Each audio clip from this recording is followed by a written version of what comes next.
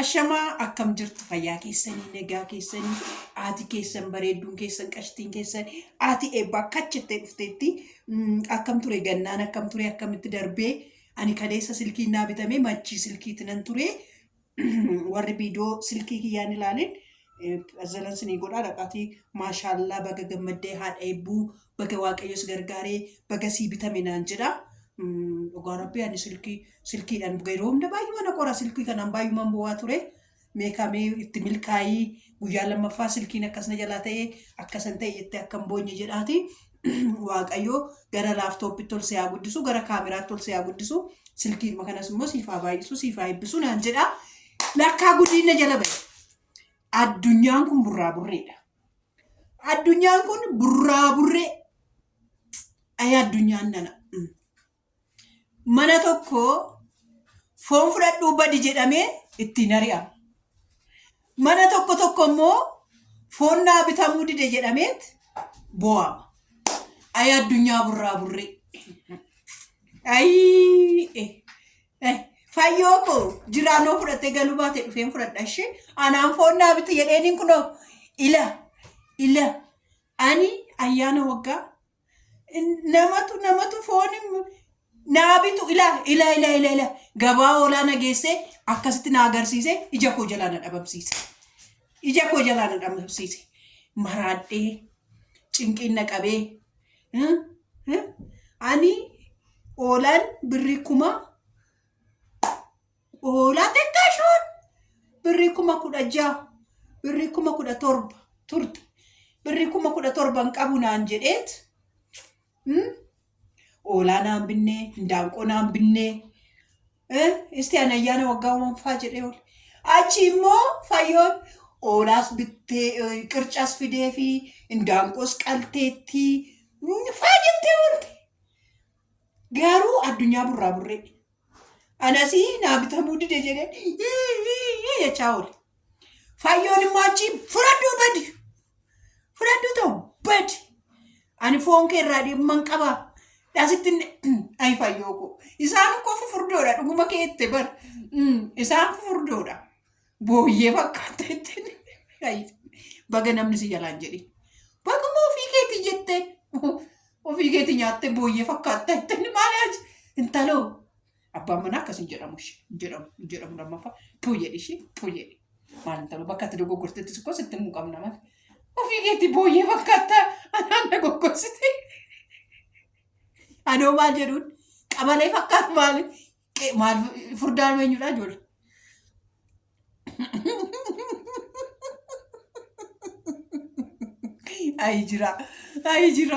Jiraan iddoo sanitti ani kaballaatti cufe jedhee odoon eegu nan oolladhe gaafa ishiin akkas jettuun nan oolladhe kaballaachuutti godhee too biraa deemaa laatasa jedhu qaamumatu na kirkiree jechuudha bakka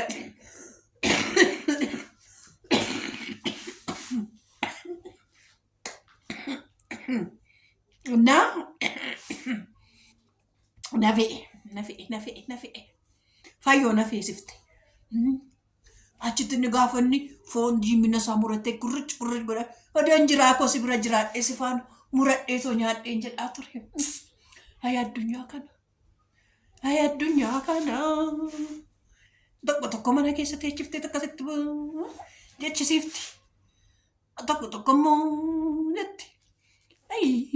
Jetti meesi warra akka mee fayyoon sirrii hojjette moo jiraatuuf sirrii hojjette diraama paartii meeqarra geenyerraa shammoo jaarra geenya anuu 3 hojjedheera kun arfaffaadha natti fakkaata paartii meeqaffaarra jirraa fayyoo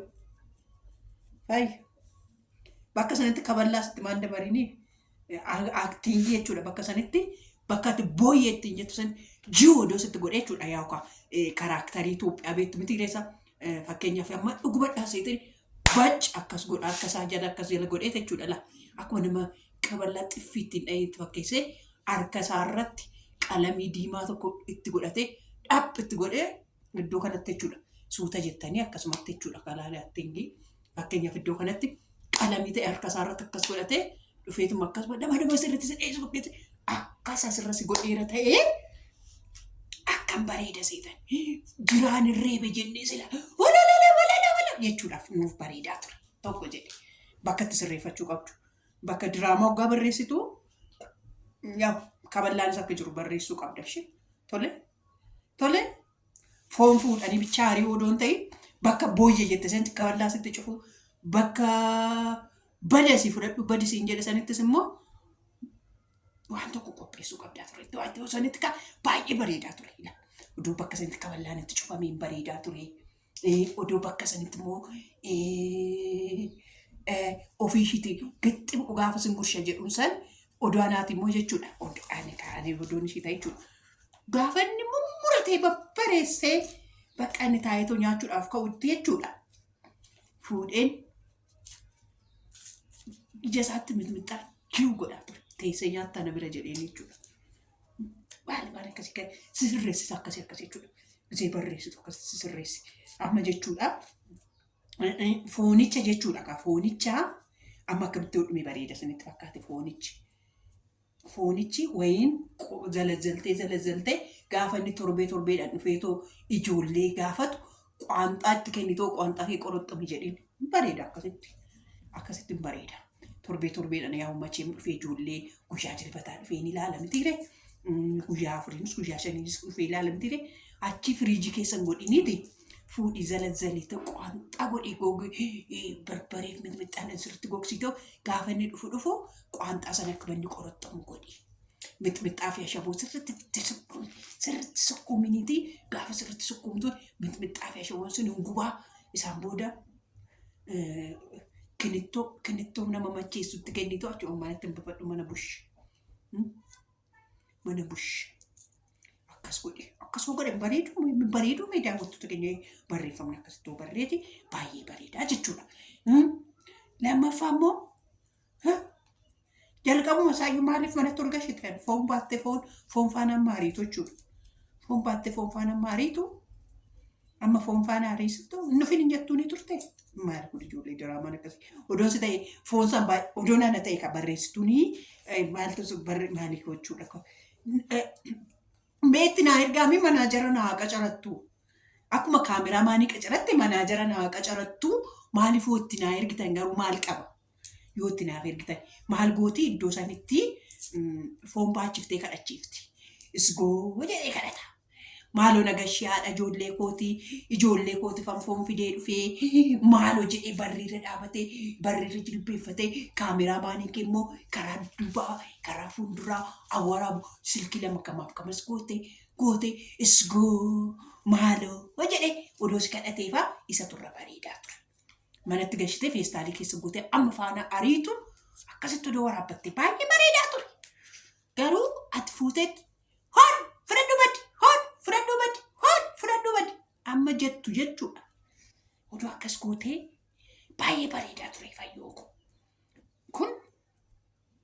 kun akkasidha jechuudha. Odoo akkas gootee na jala darbee bari isa jiraan taa'ee odeessaa ture na jala darbee isa fayyoon hindaanqoo bitte na jala darbee isa dhaqxee qaltee fudde na jala darbee isa kinittoo na jala darbee waan baay'ee waan sirreeffattu qabdii turte isa qoyi isaarraa ishiin paartii meeqaffaadha fayyoo koo kurnaffaa mujaaffataa paartii waan nuti ishiin itti gadi lakkiftu irratti warra na daddarban sirriitti ilaalee qimamiitti sinii naqee barbariitti sinii naqee ashabootti sinii naqee sinii fidaa na dhaggeeffadha. Sabskiraabii godhaa amma silkii qaba silkii bareedduudhaan faabillichi jedhee sinii waraaba.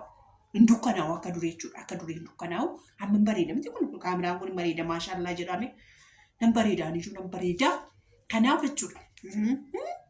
Kanaaf booda sirriitti amanna intala miidhaaf akka ta'utti sirriitti nu hojjedhu. Yaabbaa kakuu shaakoo asii fidduu turte yaa addunyaa burraa burree jedhame lafa nagaa bula namicha isaa wannoo jedhu san dhageessanitti tuse maal bakka jedhu san isaa akkas hin ta'e jechuudha.